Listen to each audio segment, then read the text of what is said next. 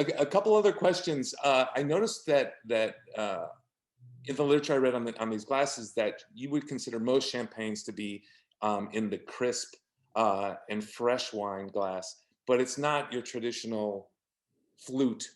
I mean, if there is a traditional flute, this is certainly not it. Um, Right.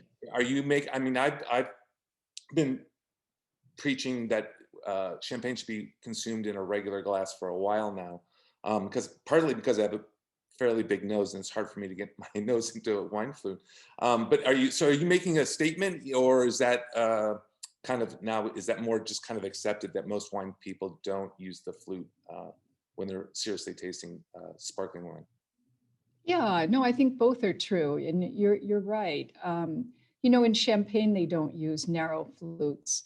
Those narrow flutes, you know, they look very sexy, and people stand up taller when they have one in their hand, and you know, they feel really sleek.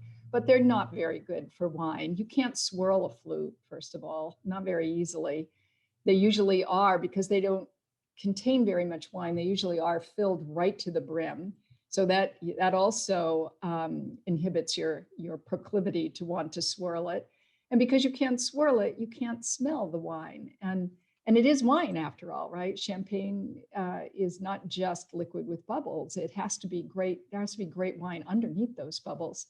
So this crisp and fresh glass is actually not dissimilar to what they use in champagne, which is a maybe would be called a more pronounced tulip shape, but giving you some area at the top so you actually can swirl the wine, and also so that you can get your nose in it.